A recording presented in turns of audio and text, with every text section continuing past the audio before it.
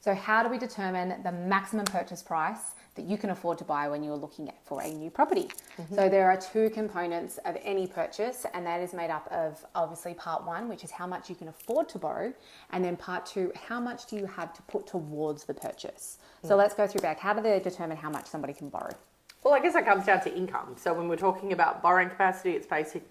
How much do you earn? So how much can you realistically afford to repay? Yep. Keep in mind, we have to take into consideration how old you are, how you're going to retire, what's the situation that we're looking at. Liabilities, Is it a rental property? So we look at all of those metrics. Yes.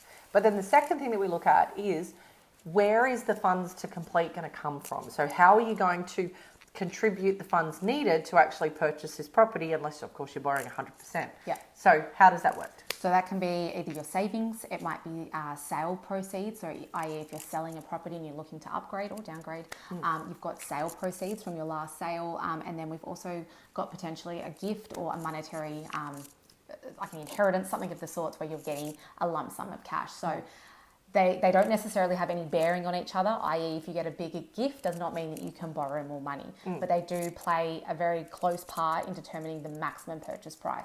So if you've got any questions, come back to us. We would love to run funding positions for you, give you a few options, because it's not always as simple as one scenario. There's always multiple ways. And it can change from lender to lender absolutely. too, so super important to have a chat with us.